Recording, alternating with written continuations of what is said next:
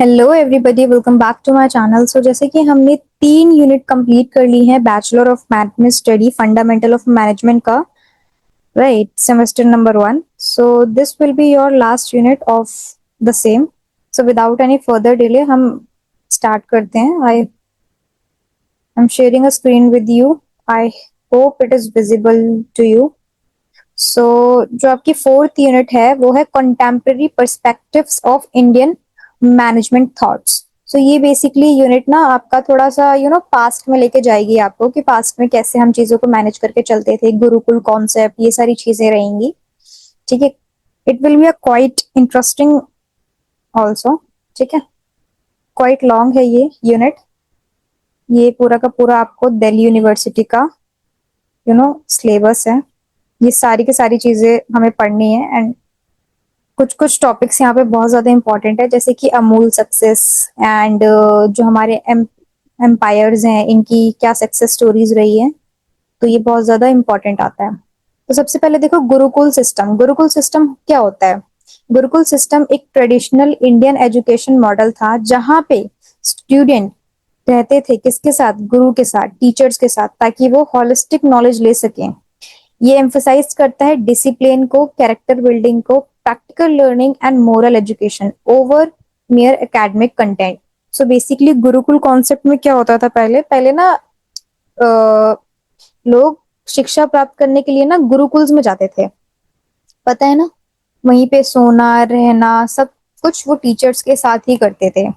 And ये हमारे past में इंडियन एजुकेशनल मॉडल में देखा जाता है।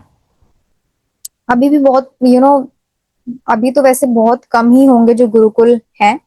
अभी तो सारे स्कूल्स एंड ऑल हैं, ये सारा हमारा वेस्टर्न कल्चर है स्कूल्स का। तो वरना हमारे इंडियन कल्चर में तो गुरुकुल्स ही होते थे। ठीक है, एंड ये apart from your academic knowledge, discipline maintain करने में, आपके कैरेक्टर बिल्डिंग में, प्रैक्टिकल लर्निंग में, मोरल एजुकेशन में भी हेल्प करता था। कोर कॉन्सेप्ट्स क्या हैं कि यहाँ पे पर्सनलाइज लर्निंग होती थी, कैरेक्टर का डेवलपमेंट होता था। ठीक है, मोरल एंड स्पिरिचुअल वैल्यूज आपको पता चलती थी। यू और टीचर एंड स्टूडेंट का रिलेशनशिप ना काफी क्लोज एंड मजबूत रहा करता था। Learning by observing and living. आप कैसे यहाँ पे सीखते थे? ऑब्जर्व करके, उसको प्रैक्टिकली करके एंड रह के साथ में। Gurukul concept and their modern corporate parallels. ठीक है, तो क्या गुरुकुल के कॉन्सेप्ट्स हैं एंड उसके ही अगेंस्ट में पैरेलल मॉडर्न कॉर्पोरेट क्या है? एंशियंट गुरुकुल मेथड में हमने फाइंड किया कि एक नेचुरल अलाइनमेंट होती थी with shadowing, mentoring and coaching in today organization. क्या क्या है शैडोइंग? किसको कहते हैं गुरुकुल कॉन्सेप्ट में? इन गुरुकुल सिस्टम शिष्य, शिष्य कौन होते हैं? स्टूडेंट। लर्न करते थे बाय ऑब्जर्व, ऑब्जर्व करके लर्न करते थे and assist the Guru in daily activities. और असिस्ट करते थे मतलब हेल्प करते थे गुरु की दिनचर्या में। ये इंक्लूड करता था everything from rituals and debates to problem solving and decision making. इसमें सारी चीजें इंक्लूड होती थी, जैसे कि पूजा करना, रिचुअल्स में डिबेट्स होना, प्रॉब्लम्स को कैसे सॉल्व करना है, डिसीजन मेकिंग कैसे करनी है। ठीक है, कॉर्पोरेट पैरेलल में क्या होता है? इन बिजनेस, जॉब शैडोइंग का मतलब होता है अलाउ अ जूनियर एम्प्लॉय और trainee to closely observe a senior leader day to day work. They learn soft skills, work ethics, leadership styles, and problem handling. Provide practical exposure beyond the classroom training. ठीक है, Gurukul concept में समझ में आया। Corporate learning में क्या होती थी? एक ना सीनियर को जूनियर असाइन कर दिया जाता है और उसको बोला जाता है कि सीनियर जैसे जैसे काम कर रहा है ना, तो उसको देख, ऑब्जर्व कर, उससे सीख कि कैसे वो प्रॉब्लम को हैंडल कर रहा है, कैसे वो चीजें आगे आगे बढ़ रहा है। ठीक है, so it's a same same चीजें हैं। तो वही चीज कह रहे हैं कि गुरुकुल कॉन्सेप्ट्स क्या हैं एंड हम कॉर्पोरेट में कैसे उसको इम्प्लीमेंट करते हैं। तो बेसिकली जैसे कि 3 जो चीजें हैं, जैसे कि शेडोइंग, मेंटरिंग एंड कोचिंग, वो आज भी हम टुडे ऑर्गेनाइजेशन में यूज करते हैं, but the thing is that थोड़ा सा डिफरेंट है। ठीक है, तो soft skill, work ethics, leadership style, problem handling, ये सारी चीजें हमें ऑब्जर्व करनी पड़ती थी सीनियर हमारे जो भी होते थे। ठीक है, बेनिफिट क्या होता था कॉर्पोरेट कॉन्टेक्स्ट में कि हमें कॉन्फिडेंस बिल्ड करता था न्यू कमर्स का, क्योंकि उन्हें न्यू कमर्स को देखो काफी सारे डाउट्स होते, काफी क्लैरिटी नहीं होती वर्क कैसे करना है कैसे नहीं करना। तो जब वो अपने सीनियर को देखते हैं कि भाई ऐसे ऐसे करना है, तो they are just copy the same. Help करता है इन सक्सेस प्लानिंग, एंकरेज करता है एक्सपेरिमेंटल लर्निंग को। मेंटरिंग का मतलब क्या होता है, the guru acted not only as a teacher but as a life guide. इसमें क्या होता है, जो गुरु होता है ना वो आपका एज अ टीचर ही काम नहीं करता but as a life guide आपको शेप करता है, स्टूडेंट की thinking, moral, compass and vision, कैसे आप सोच रहे हो इसको चेंज करता है। The mentor disciple bond was life long based on trust, respect, mutual growth. Corporate parallel में क्या होता है, एक मेंटर जो होता है वर्क प्लेस में वो एक्सपीरियंस्ड इंडिविजुअल होता है जो एडवाइस करता है, सपोर्ट करता है, इंस्पायर करता है लेस एक्सपीरियंस्ड एम्प्लॉय को। और ये गोज होता है beyond the technical skills training, focus on career development, emotional resilience and leadership preparation. ठीक है, तो कॉर्पोरेट पैरेलल में भी जैसे कि हमारे मेंटर्स होते हैं, मेंटर्स जो काफी ज्यादा एक्सपीरियंस्ड है, किसी अच्छे मुकाम में पहुंचे हुए हैं, वो क्या करते हैं, हमेशा हमें मोटिवेट करते हैं।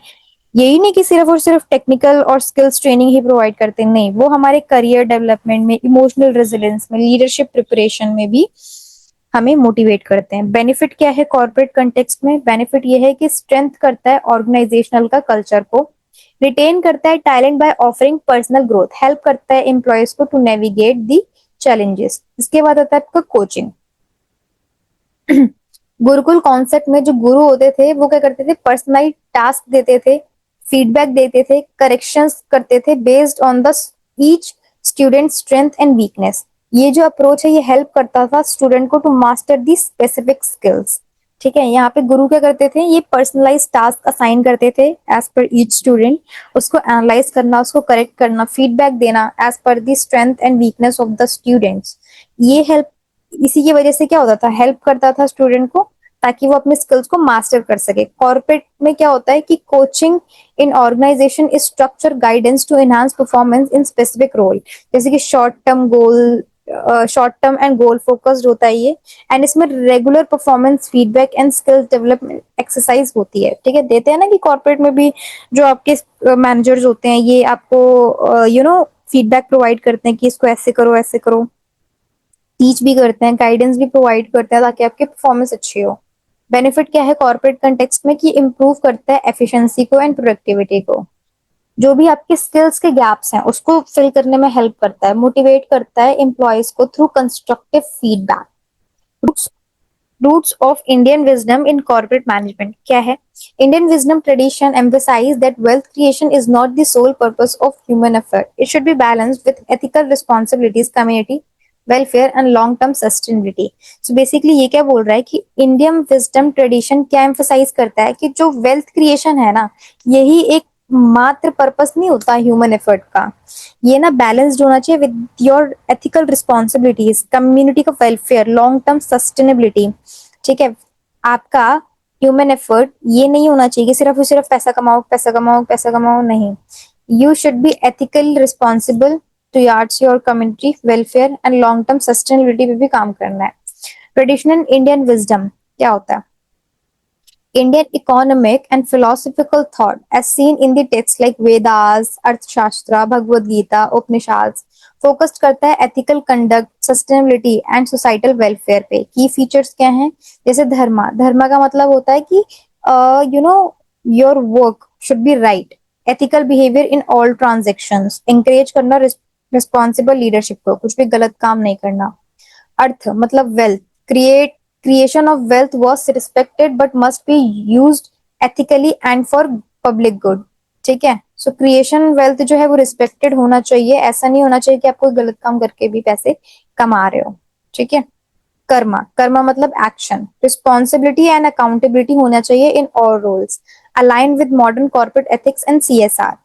लोक संघर मतलब welfare of society, individual and business must act for the greater good, reflect करना modern CSR and sustainability movement.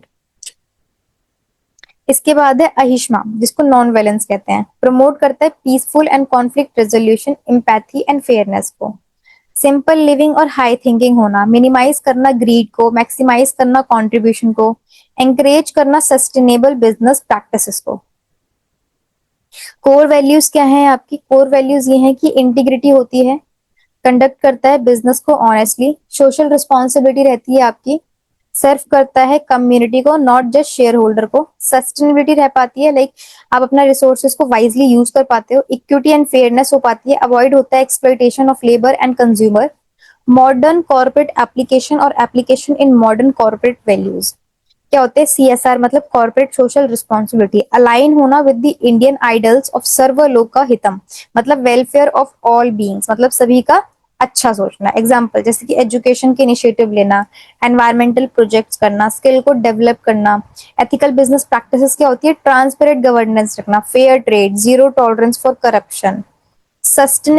Sustainable development goal जिसको हम SDGs भी कहते हैं। Echo the ancient principle of वासुधैव कुटुंबकम, the world is one family. ठीक है, सो ये क्या है? मॉडर्न कॉर्पोरेट एप्लीकेशन है या फिर application in modern corporate values है जो की गई हैं। थोड़ा सा और अगर हम डिटेल में देखें तो एंशियंट विजडम और मॉडर्न कॉर्पोरेट प्रैक्टिस क्या की गई है? एंशियंट विजडम में हमारी गुरु शिष्य रिलेशनशिप को एम्फोसाइज किया गया है, जो कि हम मॉडर्न कॉर्पोरेट प्रैक्टिस में क्या देख सकते हैं? मेंटरशिप और कोचिंग प्रोग्राम्स होते हैं। यहाँ पे लर्निंग थ्रू एक्सपीरियंस होता है एंशियंट विजडम में। मॉडर्न में हमारा जॉब शेडोइंग, इंटर्नशिप और लाइफ प्रोजेक्ट्स होते हैं। एंशियंट विजडम में आपका focused on values and discipline होता है। मॉडर्न कॉर्पोरेट में आपके ethical leadership and code of conducts होते हैं जो फॉलो करने होते हैं। एंशियंट विजडम में आपकी होलिस्टिक डेवलपमेंट होती है एंड मॉडर्न कॉर्पोरेट प्रैक्टिसेस में आपकी employee well being programmes and mindfulness and emotional training होती है। इसके बाद वेलफेयर ऑफ सोसाइटी होता है एंशियंट विजडम में, जिसको हम कॉर्पोरेट सोशल रिस्पॉन्सिबिलिटी CSR जिसको कहते हैं। सेल्फलेस एक्शन जिसको हम निष्कम कर्मा कहते हैं, जिसको servant leadership and purpose of driven leadership कहते हैं। तो एक चीज देखो बच्चों समझने वाली है कि हमारा जो इंडियन कल्चर है ना, it is very very rich culture, you know, very very rich culture. अगर हम ध्यान से जाएं इसमें, इसकी हिस्ट्री जाने, हमारे जो वेद्स हैं, पुराण हैं, इनको पढ़ेंगे ना, तो हमें जितनी भी चीजें हैं जो ये हमारे इंग्लिश फिलोसोफर लिखते हैं, ठीक है, वेल बेयर, इतनी सारी चीजें, माइंडफुलनेस, इमोशनल ट्रेनिंग, ये सारी ऑलरेडी हमारे कल्चर में है। ये चीजें हमारे कल्चर में है। ये चीज हमें किसी को सिखाने की नीड नहीं थी। जो हम अभी बुक्स पढ़ रहे हैं, ये सारी चीजें हमारे कल्चर में थी, यू नो। बट धीरे धीरे करके इतना ज्यादा हम लोग मॉडर्न को इतना प्रेफरेंस देने लग गए कि हम अपनी पुरानी चीजें भूल गए। कहते हैं ना, in search of gold you lost a diamond, it's like that only. We Indian lost our, you know, ancient wisdom, and हम फोकस किस पे करते हैं? मॉडर्न पे। It should not be like that. R India is very rich culture. जानो थोड़ा क्या चीजें हैं, क्या चीजें नहीं है। You will get all the answers of your problem in that only. ठीक है, अब मैंने काफी लोगों को देखा है कि वो बुक्स पढ़ते हैं, पावर ऑफ पॉजिटिव थिंकिंग, ठीक है, एफर्मेशन लाइक दैट, बट ये एक्चुअल में चीजें हैं क्या? एक्चुअल में चीजें निकली कहाँ से हैं? निकली हमारी स्पिरिचुअलिटी से ही है, हमारी बुक से ही है। राइट, एफर्मेशन क्या है? अपने आप को प्रेस करना। यही चीजें हमारी भगवत गीता हो गई, इन सब चीजों में लिखी हुई है। ठीक है, कि कैसे कैसे बिहेव करना है, कैसे चीजें को हमें ऑब्जर्व करना चाहिए, कैसे हमें अपने प्रॉब्लम्स को सॉल्व करना चाहिए, ये सारी चीजें अवेलेबल है। But the thing is that ये चीजें हम पढ़ते हैं तो हमें बोरिंग लगती है। वही चीज अगर हम किसी इंग्लिश फिलोसोफर की बुक पढ़ते हैं तो वो चीज हमें कूल फील होता है कि या we are studying a book, you know. So it's very, मतलब मुझे तो पर्सनली तो मुझे स्पिरिचुअलिटी ही पसंद है, मतलब क्योंकि उसमें ऑल चीजें होती हैं। But it's good, it's as per your preference, but the thing is that it's all same. They have copied our thing and nothing else. Copy चीजों की हुई है, बस convert them into a language. बाकी सारी चीजें अगर आप थोड़ा हिस्ट्री एंड उसमें जाएंगे ना, तो you will get all the things same as they have written in English. Why it matters in today's business? क्यों टुडे बिजनेस में ये क्यों मैटर करता है? Because in the age of consumer awareness and social media ethics and values enhance करता है brand reputation को। Employee satisfaction improves when they feel their organization has a purpose beyond profit. Ethical organization attract करता है better partnership को, loyal customers को and long term stability को। तो basically today business में ये क्यों मैटर करता है? बिकॉज कंज्यूमर अवेयरनेस होना, social media ethics and values enhance करता है ब्रांड की रेपुटेशन को। एम्प्लॉय का सेटिस्फेक्शन होना बहुत ज्यादा इंपॉर्टेंट है। ऐसा नहीं होता कि भाई बिजनेस जो है वो उसका प्रॉफिट प्रॉफिट प्रॉफिट ही कर रहा है। ऑर्गेनाइजेशन को प्रॉफिट के बियॉन्ड भी देखना चाहिए। एथिकल ऑर्गेनाइजेशन जो है वो ही क्या करता है, बेटर पार्टनरशिप को, लॉयल कस्टमर को अट्रैक्ट करता है। एडवांटेजेस क्या हैं, applying Gurukul and ancient wisdom in the principle of corporate. क्या एडवांटेजेस है दोनों को अप्लाई करने का? सबसे पहले तो ह्यूमन सेंट्रिक लीडरशिप एक क्रिएट होके होती है, like leader who coach and mentor create one more engage team. Holistic growth होती है आपकी, फोकस करते हो आप प्रोफेशनल स्किल्स पे एंड पर्सनल वैल्यूज पे। रिड्यूस करता है एट्रिशन पे, मतलब इंप्लॉय जो होते हैं वो ज्यादा स्टे होते हैं नर्चरिंग एंड एनवायरमेंट में। लॉन्ग टर्म सस्टेनेबिलिटी रहती है, like value based decision making आप ले पाते हो। Avoid short sighted profit at the cost of ethics. Cultural branding हो पाती है, global organization can stand out by incorporating rich Indian philosophical tradition into corporate identity.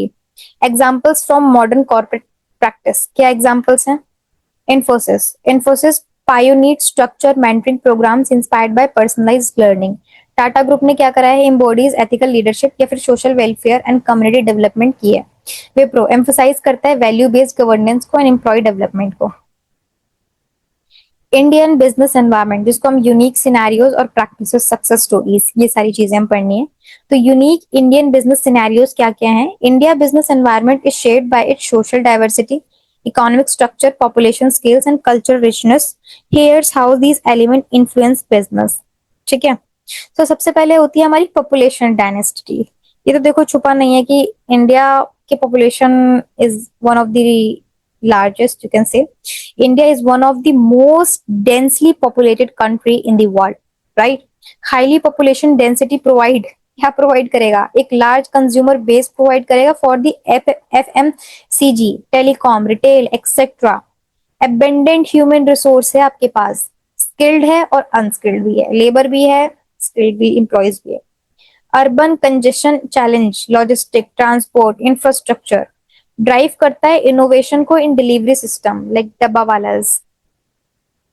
Crowd behaviour है, Indian market और often driven by herd mentality और trend following behaviour. देखो ये तो है कि हम ट्रेंड बहुत इजीली फॉलो करने लग जाते हैं, ठीक है।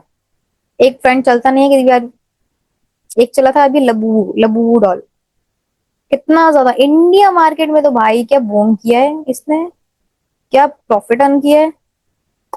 So it's like that, India market और offer driven by herd mentality और ट्रेंड फॉलोइंग बिहेवियर, ये तो कहीं भी छुपा नहीं है।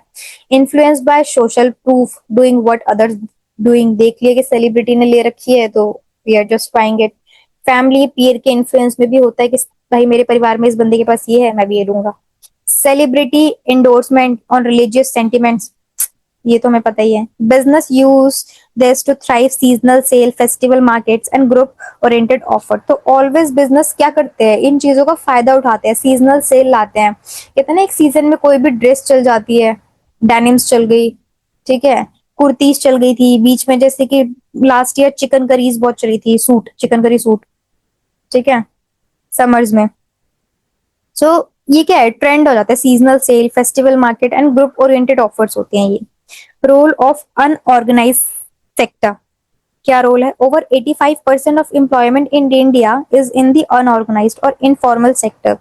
सो हमारी 85% एम्प्लॉयमेंट जो है ना इंडिया की, वो अनऑर्गेनाइज्ड है या फिर इनफॉर्मल सेक्टर में है, जैसे कि स्ट्रीट वेंडर में, किराना शॉप्स में, स्मॉल ट्रांसपोर्टर में या फिर आर्टिशियंस में। प्रोवाइड करता है फ्लेक्सिबिलिटी, लो कॉस्ट सर्विस और लास्ट माइल डिलीवरी। चैलेंजेस क्या हो सकते हैं कि लैक ऑफ फॉर्मल क्रेडिट, इनको फॉर्मल क्रेडिट नहीं मिलता। लो टेक्नोलॉजिकल एडॉप्शन होती है, vulnerability to policy shocks like demonetisation, GST, ये सब नहीं होता। Cultural issue in India, India एक कल्चरली डाइवर्स कंट्री है with the multiple regions, language, food habits, dress codes and festivals. Business must adapt to local sensitives, religious holidays affecting to work patterns, marketing localization, regional language ads, family oriented decision making affected for buying behavior। तो cultural देखो सबका पता है हमें कि India एक cultural diversity बहुत ज्यादा है, यहाँ पे मल्टीपल रीजन्स है, लैंग्वेजेस हैं, सबके डिफरेंट डिफरेंट फूड्स हैं, फेस्टिवल्स हैं। तो बिजनेसेस के लिए देखो ये प्लस पॉइंट होता है कि जिस भी मार्केट को टारगेट करना चाहते हैं they can easily do it, ठीक है, एंड उसके accordingly they can boost their sales. इसके बाद है इंफ्रास्ट्रक्चरल डेवलपमेंट। इंडिया जो है वो अभी भी डेवलपिंग कंट्री है, and it's transport, logistic, power and digital infrastructure. Urban rural क्या करता है, डिवाइड करता है परसिस्ट को। गवर्नमेंट इनिशिएट करता है like Bharatmala roads, Sagarmala ports, digital India are closing the gap. Infrastructure affect करता है हमारी कॉस्ट ऑफ ऑपरेशंस को, रीच ऑफ प्रोडक्ट और सर्विसेज कितने लोगों के पास पहुंच पाएगा, एंड रूरल पेनिट्रेशन। इसके बाद है आपका पब्लिक प्राइवेट पार्टनरशिप, जिसको हम ट्रिपल पीएस भी कहते हैं, रेगुलेशंस। ये क्या है, triple Ps have been vital in transport, energy, education and health care. So triple Ps हमारे किसमें वाइटल है, ट्रांसपोर्ट में देखते हैं, जैसे कि Delhi metro public private partnership है। एनर्जी वाली जो कंपनीज उसमें देखने को मिलती है, एजुकेशन एंड हेल्थ केयर में देखने को मिलती है। रेगुलेटरी बॉडीज कौन होती हैं इसकी, like SEBI, TRAI, RBI, RDA influence करता है कंप्लायंसेस को, ease of doing business and consumer की प्रोटेक्शन रखना। जी पॉइंट है आपका, how taxation drive business behaviour, कैसे टैक्सेशन ड्राइव करता है बिजनेस के बिहेवियर को। तो tax policies, wow. GST and corporate tax cuts significantly influence करता है बिजनेस की लोकेशन क्या रहेगी, प्राइसिंग स्ट्रेटजीज क्या रहेगी, इन्वेस्टमेंट प्लानिंग क्या रहेगी। रिसेंट रिफॉर्म्स क्या हुआ है इसमें कि फेसलेस टैक्स असेसमेंट होते हैं, पीएलआई इंसेंटिव मिलता है for manufacturing, startup tax exemption लिए जाते हैं। इसके बाद है आपका लॉजिस्टिक मैनेजमेंट। चैलेंजेस क्या रहते हैं इसमें, poor road conditions, fragmented cold chains और ट्रैफिक कंजेशन। ये लॉजिस्टिक मैनेजमेंट में हमें ये चैलेंजेस होते हैं। अपॉर्चुनिटीज क्या है कि राइजिंग ई कॉमर्स है हमारा, जो बूस्ट करता है लॉजिस्टिक डिमांड को। ग्रोथ है in 3PL, third party logistic and track driven supply chains. Government क्या है, Gati Shakti master plan aims to streamline the logistic. इसके बाद है आपका saving habits of Indian, that we know it, कि इंडिया भाई सोचता है कि भाई 2 वक्त की रोटी कम खा लूंगा बट लेकिन मेरी सेविंग अच्छी होनी चाहिए। Indian household have a high saving tax rate, preference of gold, real estate and fixed deposit. Culture inclination होती है toward the financial security and avoiding debt. Growing trend towards mutual funds and SIPs due to financial literacy and rise. Indian business practices क्या होती है, Indian business practices, तो इसमें आपका सबसे पहला है कम्युनिटी बेस्ड मैनेजमेंट।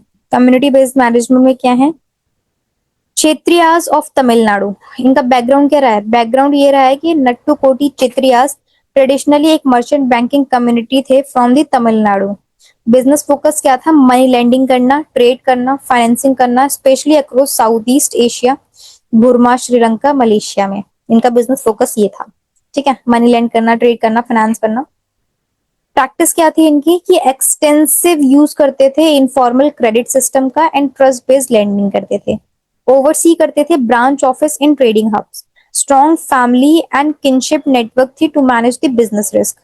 की स्ट्रेंथ क्या था, ability to operate in foreign market with the minimal formal legal system. Example जैसे कि प्री इंडिपेंडेंस क्षेत्रियास financing supported plantation and trading activities in south east area. तो ये क्या है, क्षेत्रियार्स हैं ऑफ तमिलनाडु, मारवाड़ी ऑफ राजस्थान। ये क्या करते थे, इनका बैकग्राउंड क्या है कि ट्रेडिंग एंड इंडस्ट्रियल कम्युनिटी वाले काम में ज्यादा इन्वॉल्व होते थे, originally from the arid Marwar reason.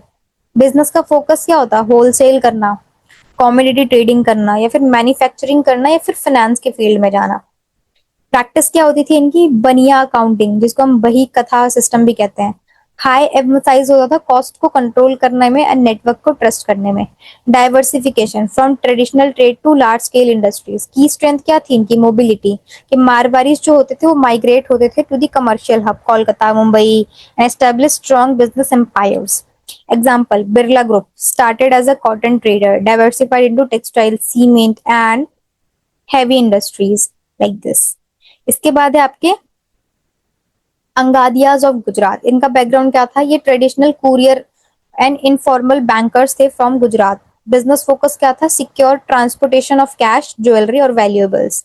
Practice क्या थी, कोई भी फॉर्मल रिसिप्ट या फिर एंटायरली ट्रस्ट बेस्ड ट्रांजेक्शन होती थी, यहाँ पे फॉर्मल रिसिप्ट नहीं होता करती थी। लो कॉस्ट पे था ये एंड रिलायबल लॉजिस्टिक था फॉर स्मॉल ट्रेडर। ऑपरेट करता था थ्रू डेंस कम्युनिटी नेटवर्क। की स्ट्रेंथ क्या है कि एक्सट्रीमली लो था theft loss rate despite handling high value consignment. Example देखोगे तो vital for the diamond and textile trade between the Gujarat and Mumbai. Second है हमारा Indian family business management. Indian family business management में क्या क्या चीजें हैं, डेफिनेशन देखोगे तो एक फॉर्म ऑफ बिजनेस ओनरशिप जहां पे डिसीजन मेकिंग किसके इन्फ्लुएंस पे रहती थी, मल्टीपल जनरेशन ऑफ फैमिली के बेसिस पे रहती थी। की फीचर क्या था यहाँ पे, ओनरशिप एंड मैनेजमेंट ओवरलैप होता था, फैमिली मेंबर होल्ड करते थे की पोजीशन को। सक्सेशन प्लानिंग होती थी यहाँ पे, grooming next generation for leadership. ठीक है, जनरेशन टू जनरेशन आपके यहाँ पे वेल्थ चलती थी, यहाँ पे चीजें मिलती थी उनको। लॉन्ग टर्म विजन रहता था, focus on stability over short term profit. इसके बाद resource pooling, family wealth reinvested in business. Advantage देखोगे तो हाई ट्रस्ट एंड लॉयल्टी होना, continuity of culture and values का होना। चैलेंजेस देखो तो succession disputes and resistance to change. Example देखोगे टाटा ग्रुप, ट्रांजिशन फ्रॉम जैम Jamsetji Tata vision to professionally manage global conglomerate. Reliance industry जो स्टार्ट हुआ था किससे, धीरूभाई अंबानी से, लेटर स्प्लिट हुआ between the Mukesh and Anil Ambani. Community level success stories in Indian business history.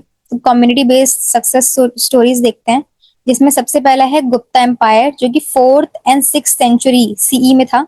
इसको golden age of India भी कहा जाता है। बिजनेस प्रैक्टिसेस क्या थी यहाँ पे इंटरनल और एक्सटर्नल ट्रेड पे ज्यादा फोकस किया जाता था, जैसे कि सिल्क, स्पाइसेस, टेक्सटाइल्स। इसमें आपका यूज होता था गिल्ड्स का, श्रेनिस का, for regulation of trade and craft. Standardised weight and measures थे यहाँ पे आपको। एंड रिजल्ट क्या था, prosperous economy with stable governance and encourage करता है हमारे कॉमर्स को। इसके बाद गुजराती ट्रेडर्स क्या करते थे, ये हमारे नोन थे किससे, मैरीटाइम ट्रेड से या फिर एंटरप्रेन्योरशिप स्पिरिट से। Dominated textile and diamond spices trade globally, ये काम करते थे। सक्सेस क्यों हुआ इनका, बिकॉज इनका एक क्लोज निट कम्युनिटी बॉन्ड था और ये विलिंगनेस करते थे टू माइग्रेट, मतलब जहां काम मिला वहां पे ये माइग्रेट हो जाते थे लाइक दिस, अडेप्ट कर लेते थे उसी के कल्चर को। जैसे कि Surat, Cochin as a historical global trade hub. Marwari trade, ये क्या करते थे, ये माइग्रेट हुए थे from Rajasthan to different parts of India. Build करा था इनने fortunes through wholesale trade and lending and later industry, जैसे कि सिंघानियाज, जेके ग्रुप, गोइंकाज, पोदार्स। इसके बाद आपके आते हैं पंजाबी ट्रेडर। पंजाबी ट्रेडर क्या होते हैं, ये एक्सेल थे किसमें, एग्रीकल्चर में, मैन्युफैक्चरिंग में एंड रिटेल ट्रेड में। इसको हम रिस्क टेकिंग एंड इनोवेशन में भी मतलब ये जाने जाते थे।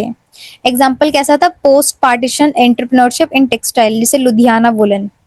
लेसन क्या मिला हमें इंडियन बिजनेस प्रैक्टिसेस से, कि ट्रस्ट नेटवर्क से रिड्यूस होता है ट्रांजैक्शन कॉस्ट। कम्युनिटी सॉलिडेटरी, हेल्प करते हैं रिस्क को शेयर करने में। अडेप्टेबिलिटी, ये क्या है, की है किससे, communities have shifted from traditional trades to modern industry. Family value create करता है stable long term entrepreneurship if manage professionally. ठीक है, तो ये सारे लेसन जो हमें मिलते हैं बिजनेस प्रैक्टिसेस से। मॉडर्न रेविलेंस क्या है, कि many of these traditional practices are still relevant. ठीक है, तो many of these traditional practices जो अभी भी रेलेवेंट है, जैसे कि क्षेत्रीय स्टाइल, माइक्रो फाइनेंस करना मॉडल इंस्पायर करता है रूरल बैंकिंग को। मारवाड़ी की जो कॉस्ट कंसाइसनेस थी इन्फ्लुएंस करता है लीन बिजनेस मॉडल्स में। अंगादियास का स्टाइल जो network are mirrored in low cost logistic startup. Family business remain central to India's GDPs. Third है हमारा Indian Indian business success stories. So क्या है हमारी इंडिया बिजनेस सक्सेस स्टोरीज, तो सबसे पहले है हमारा डब्बावालाज ऑफ मुंबई। तो ओवरव्यू क्या है कि the Mumbai dabbawalas are 120 plus year old community based on the delivery system, delivering over 2 lakh plus lunch boxes daily across the Mumbai. Key features क्या थी यहाँ पे, ये 6 सिग्मा क्वालिटी को मेंटेन करता है। हार्वर्ड बिजनेस रिव्यू कह रहे थे, cited their near error free operation. एक मिस्टेक इन 6 मिलियन डिलीवरीज, सिर्फ और सिर्फ क्या रेशियो था, एक mistake in 6 million deliveries. Can you believe it. 6 sigma quality किसने रिव्यू करा है, हार्वर्ड बिजनेस रिव्यू ने रिव्यू करा है। लो कॉस्ट मॉडल था सबसे ज्यादा, ये कि मिनिमल टेक्नोलॉजी का यूज हुआ है, human power delivery via bicycles और ट्रेन्स। ऑर्गेनाइजेशन क्या है, फ्लैट हिराकी थी यहाँ पे, हाई डिसिप्लिन था एंड ट्रस्ट बेस्ड था। बिजनेस लेसन हमें क्या मिलता है कि standardisation and simple coding system can beat a high tech in certain context. ठीक है, कभी कभी सिंपल कोडिंग सिस्टम भी बड़ी बड़ी कंपनीज को, बड़ी बड़ी टेक्नोलॉजीज को क्या कर जाता है, फेल कर जाता है। Employ motivation through community bond and shared purpose. Example of excellence invited to London by Prince Charles, studied at Harvard and IIMs as a model of operation efficiency. इसके बाद है आपका Amul, the taste of India. सुना है आपने, Amul the taste of India, मतलब ads कितने ज्यादा पहले इसके चलते थे अमूल के। ये फाउंड हुआ था 1946 में in Gujarat, spearheaded by doctor Verghese Kurien under the White Revolution. तो व्हाइट रेवोल्यूशन में ये लॉन्च हुआ था। की फीचर क्या था यहाँ पे कि ये कोऑपरेटिव स्ट्रक्चर था, own by the millions of farmers. Value added dairy products थे, मिल्क, बटर, चीज, आइसक्रीम, सारी चीजें अवेलेबल थी। स्ट्रॉन्ग ब्रांड आइडेंटिटी हुआ via iconic Amul girl advertisement. Amul girl जो फोटो बनी हुई है, अमूल के ऊपर एक होती नहीं है फोटो में बटर लेते हुए, वो एक आइडेंटिटी बन गई आइकॉनिक अमूल गर्ल एडवर्टीजमेंट की वजह से। Business impact transformed India from milk deficient country to the world largest milk producer. तो हमारा यहाँ पे क्या हुआ, बिजनेस इम्पैक्ट क्या हुआ, हम ट्रांसफर्ड हुए India from a milk deficient, हम मिल्क डेफिशिएंट कंट्री से वर्ल्ड लार्जेस्ट मिल्क प्रोड्यूसर बन गए। एम्पावर्ड हुआ हमारी rural communities, specially women in economically. Business lessons क्या मिले, inclusive growth models can be commercially viable and sociable transformative. Consistency in branding builds long-term customer loyalty. इसके बाद हमारा आता है स्वच्छ भारत अभियान, क्लीन इंडिया मिशन। ओवरव्यू क्या था, इसको हमने 2014 में लॉन्च किया था to eliminate the open defecation and improve solid waste management. किसने लॉन्च किया था, मोदी जी ने। की फीचर्स क्या थे, public private partnership, triple Ps में आती है, for the sanitation infrastructure, corporate involvement under the CSR initiative, Tata trust and ITC के अंडर। बिहेवियर चेंज था इसमें, campaign using the influencers and mass media. Success indicator क्या थे कि डिक्लेयर हुआ ODF, open defection free status is in many status. Growth of sanitation product in industry like toilet cleaning products. Business lessons क्या मिले हमें यहाँ पे कि large scale national missions can create a new market and jobs. Government campaign can drive demand for private sector innovations, right. इसके बाद आता है आपका आत्मनिर्भर भारत, सेल्फ रिलायंट इंडिया। ये भी किसने लॉन्च किया था, मोदी जी ने। अनाउंस्ड हुआ था 2020 में, ताकि हम बूस्ट करें डोमेस्टिक मैन्युफैक्चरिंग में एंड रिड्यूस करें इंपोर्ट डिपेंडेंसी। ठीक है, रिड्यूस करें इंपोर्ट डिपेंडेंसी को। तो जो भी हम अभी जैसे हम चाइना से मंगाते हैं प्रोडक्ट्स, काफी सारे इलेक्ट्रिकल प्रोडक्ट्स चाइना से हमारे इंपोर्ट होते हैं, इसको डिक्रीज करो, हम खुद मैन्युफैक्चर करेंगे। तो ये कब हुआ था, 2020 में हमारी बूस्ट हुआ था, ताकि हम आत्मनिर्भर भारत बन सके। फोकस था 5 pillar, economy, infrastructure, technology driven system, demography and demand. इन 5 चीजों में हमें क्या बनना है, आत्मनिर्भर बनना है। इंसेंटिव्स हुए for MSME, startups and large scale manufacturing का। इम्पैक्ट क्या हुए, हमारे सेक्टर बूस्ट हुए like electronic, defence, renewable energies and pharmaceuticals. Encourage हुआ Make in India branding globally, Make in India globally क्या हुआ, बना। एग्जाम्पल देखोगे, Apple and Samsung increase local manufacturing in India. Apple and Samsung क्या हुए, manufacture होने लग गए किसके, इंडिया में। बिजनेस लेसन्स क्या हैं, policy alignment with industrial goals accelerates sectoral growth, self reliance doesn't matter, isolation, global partnership remain key। इसके बाद है आपका प्रोडक्शन लिंक्ड इंसेंटिव, जिसको हम पीएलआई स्कीम कहते हैं, introduce to boost domestic manufacturing and imports in key sectors. Key features क्या थे यहाँ पे, हमारे financial incentive based on the incremental sales from product manufactured in India. Coverage क्या थी, electronics, pharmaceuticals, textile and automobiles में इंक्रीज होना। Impact क्या पड़ा, अट्रैक्ट हुआ ग्लोबल जायंट्स में like Foxconn, Pegatron, Dixon technologies. Reduce है trade deficits by replacing imports with the domestic production. Business lessons क्या हुए हमारे, प्रेडिक्टेबल इंसेंटिव्स, अट्रैक्ट किया लॉन्ग टर्म इंसेंटिव्स को। Sector specific targeting like create specialised manufacturing hubs. Indian corporate working abroad, example देखोगे तो Tata group acquired हुआ Jaguar Land Rover UK, Tetley tea UK and operates 100+ countries में अभी भी operate करता है। Infosys, TCS, Wipro leading global IT service provider. ठीक है, ये क्या है, ये इंडियन कॉर्पोरेट है जो कि अब्रॉड में भी चलते हैं। Tata group, Infosys, TCS, Wipro, Mahindra and Mahindra known for SUV and practical tractors globally. Business lesson क्या मिले, स्ट्रैटेजिक एक्विजिशन हेल्प करता है in gaining market success access. Culture adaptability is crucial for global expansion. Seventh है हमारा success of Indian abroad individual, क्या success हुआ Indian abroad individuals. IT sector में देखोगे तो सुंदर पिचाई जो सीईओ थे गूगल के, सत्या नडेला सीईओ किसके हैं, माइक्रोसॉफ्ट के, शोकेस करता है Indian leadership in global tech giant. Lesson क्या है कि strong technical education from the IIT and NITs plus adaptability can propel global careers. Merchant Navy, Indian from a significant percentage of global seafarers. Lessons क्या है कि global exposure, discipline and specialized training create करता है competitive advantage को। Higher education, Indian Excel होते हैं research में, academic abroad में, Nobel लॉक्रिएट्स like win विंकातरम Ramakrishnan. Lesson क्या मिला कि इंटरनेशनल एकेडमिक एक्सपोजर ब्रिंग करता है नॉलेज को एंड इनोवेशन को back home. Medicine, Indian origin doctors lead top hospital world wide. Lesson क्या है कि high quality medical education combine करते हैं with the patient empathy is globally respected. की लर्निंग क्या है फ्रॉम दिस स्टोरीज, की लर्निंग ये है कि अडेप्टेबिलिटी रखो। ठीक है, business must evolve with the technology and market trend, business को इवॉल्व होना चाहिए with the technological and market trends. Innovation लाना, डिसरप्शन क्रिएट कर सकता है growth opportunities. Ethics and governance लाओ, long term success often depend on the trust and credibility. Customer centric approach लाओ, meeting consumer needs drives loyalty. Global thinking, success of Indian business often blend local strengths with global ambition. Indian perspective on sustainability, क्या Indian का perspective क्या है sustainability पे। Ancient root, India philosophical from Vedas Upanishad Bhagavad Gita emphasize करता है कि harmony होना चाहिए with the nature, balance and minimisation.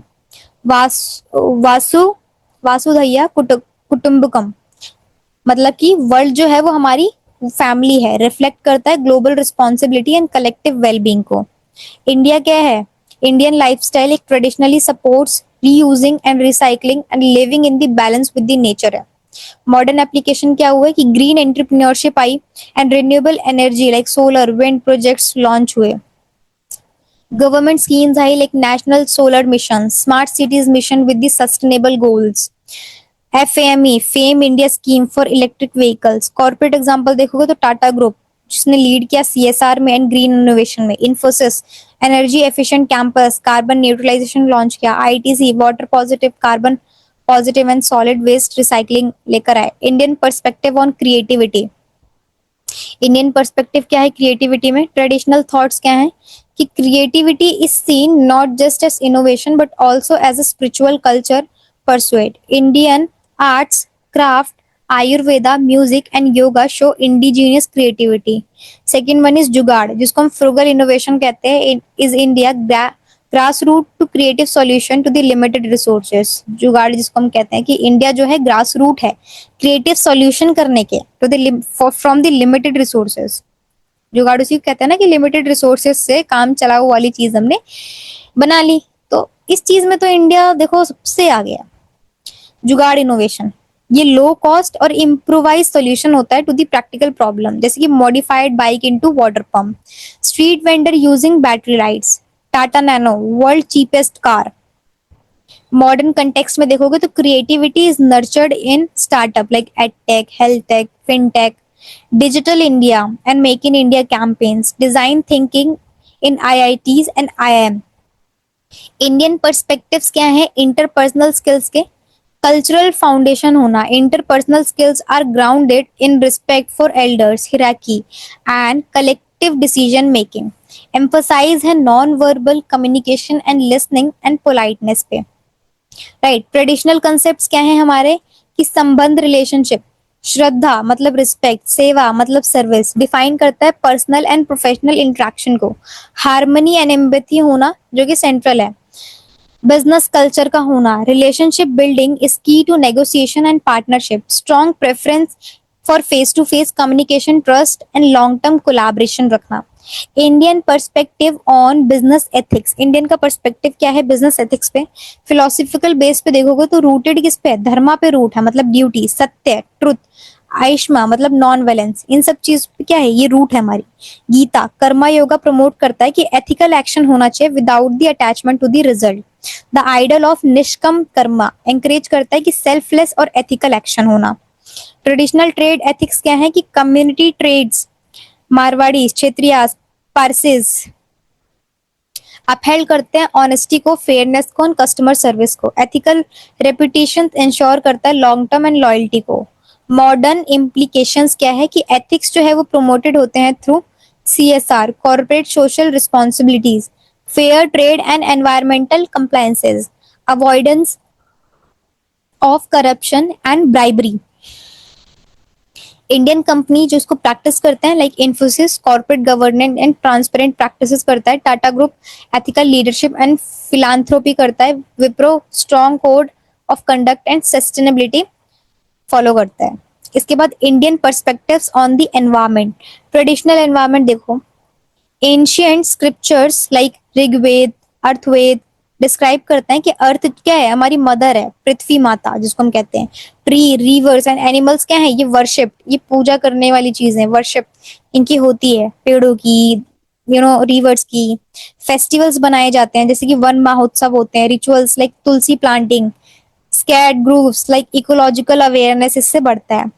गांधीनियन environment thought, Gandhian environment thought क्या था? कि there is enough for everyone needs but not for everyone greed, मतलब कि यहाँ पे सबकी नीड के लिए इनफ अमाउंट में चीजें अवेलेबल हैं, बट नॉट एवरीवन ग्रीड, लेकिन ग्रीड को पूरी करने के लिए यहाँ पे कुछ भी नहीं है। ग्रीड तो देखो खत्म ही नहीं होती, चाहे पूरा रिसोर्सेज खत्म हो जाएगा ना तब भी ग्रीड आपकी खत्म नहीं होगी। गांधी एडवोकेट करते हैं सिंपल लिविंग, सेल्फ रिलायंस पे एंड मिनिमल इकोलॉजिकल फुटप्रिंट्स पे।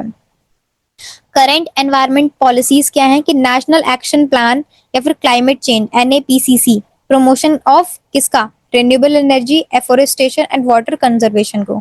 एनवायरमेंटल प्रोटेक्शन लॉज भी काफी सारे लॉन्च हुए हैं। कि एनवायरमेंटल प्रोटेक्शन एक्ट 1986 के अंदर, वाइल्ड लाइफ प्रोटेक्शन एक्ट 1972 और air and water pollution act भी काफी सारे लॉन्च हुए ताकि हम एनवायरमेंट को प्रोटेक्ट करें। एग्जाम्पल क्या है इको इनिशिएटिव के? कि प्लास्टिक बैन किया गया है वेरियस स्टेट्स में। इको टूरिज्म को हमने क्या करा है? एंकरेज किया है। ऑर्गेनिक फार्मिंग मूवमेंट को एंकरेज किया है। क्लीन गंगा मिशन, ठीक है। सो ये क्या है? इको इनिशिएटिव्स लिए गए थे। So this is all about your unit number 4। This is your last unit of fundamental of management. I hope आपको सारी के सारे लेक्चर्स अच्छे लगे होंगे। So thank you for watching my video. If you like it, please subscribe to my channel and join my Telegram channel for notes. Right. And these notes are paid because these notes are paid. Those who wanted to purchase this can contact me through my Telegram channel. You can DM me. I will share you the process to purchase it. Okay. And those मतलब जिनकी financial condition अच्छी नहीं है, although it is just for the 49 rupees, you despite of that you can just watch my lecture. यही notes मैंने आपको PDF format में provide किए हैं, वही 49 के हैं। नोट्स में कोई भी चेंजेस नहीं हुए, these are the same notes. Okay okay, so bye students, take care. If anything needed please comment down. कोई भी डाउट है, कोई भी चीजें हैं, you can comment down. And bye, take care everyone.